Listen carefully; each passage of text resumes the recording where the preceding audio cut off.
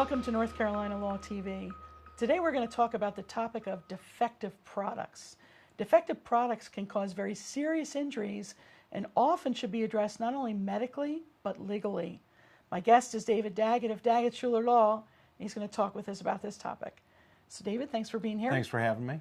Well, David, if someone is injured by a product that they think might be defective, what should they do? Well, defective products do cause injuries.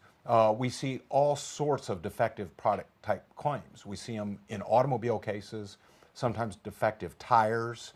Of course, there was the defective ignition switches in cars. Yeah. There was the unanticipated acceleration in cars.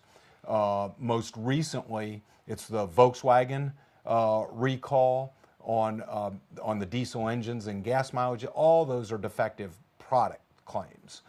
Sometimes you have defective appliances in the household. So anything that's a defective product that goes wrong and hurts somebody, that's a products liability claim.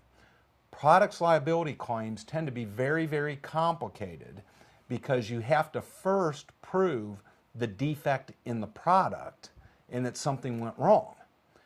Typically, you have to have a consulting engineer or some other type of expert analyze the product and confirm for you that there was a problem. Wow, Okay? that's a lot to do. Oh, it is a lot to do. Yeah, those type of cases are extremely complicated. Typically, they involve severe injuries, and it takes a lot to work through them, work up the case, prove the case, and they're very, very difficult cases to handle, but they're very serious, and they warrant sophisticated, experienced legal representation to help people. Right. So if it was the tire, some of the things that we've heard that exist in the automobile industry, it would be much easier to prove because everybody kind of knows about it. But you're talking about... Well, not necessarily. No? Not necessarily.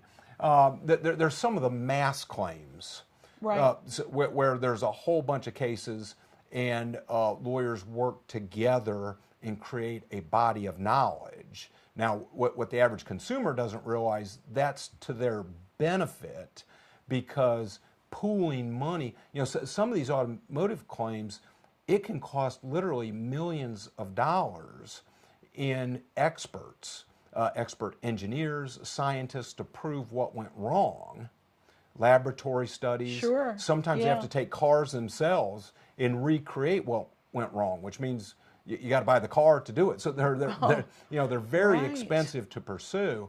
On these mass claims, the individual is getting the benefit of a pool of lawyers working together on those sort of things. But what we see on an everyday basis are typically one person injured by one incident. So one person injured by one incident, you have to prove your case on its own. Yeah. Very, very difficult thing to do. Sure. Typically very expensive. Yeah. And you need somebody who is sophisticated enough to walk through all those steps in order to prove the case. Yeah. I feel like I talked in circles a little bit. No, it's very helpful. But when you have a product go wrong, you have to prove that the product went wrong. Yeah. It's not good enough that a bad thing happened. Yeah. You have to prove that there was fault either in the manufacture, maintenance, or production of the product that made it go wrong to cause the injury. Yeah. Well, and as you said, I can see how it would be very expensive with the experts. Yes. And legal counsel. Yes. So you're saying that this is primarily only relevant to very serious injuries? Typically. Now, every injury is serious when it's you. Sure. But you can't, I always say you can't spend more going after a case than the case is worth. Yeah. So there are economics involved. Right. But typically we're dealing with serious injuries, and then there's a lot of work to work those cases up and to pursue them. Sure. This is very complicated stuff. Very complicated area of the law.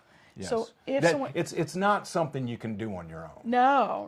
And the other thing I want to differentiate between is a product just not working. Okay, you buy a blender and it doesn't work.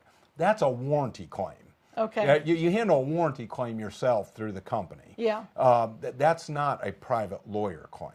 So a private lawyer claim is when the product is defective, there's fault on the part of the manufacturer or the person that repaired it or that sort of thing, and it actually causes an injury. Okay, and you're using the term defective product and product liability. Is product liability the legal term? Either way. They're interchangeable? They're interchangeable. Defective Okay, product, okay. product liability. All right, and if someone has questions, David, how can they reach you? And then go to our website, daggettshulerlaw.com, or call us at 336-724-1234. Very good. Thanks for your time. Thank you. Until next time, this is Cindy Speaker for North Carolina Law TV.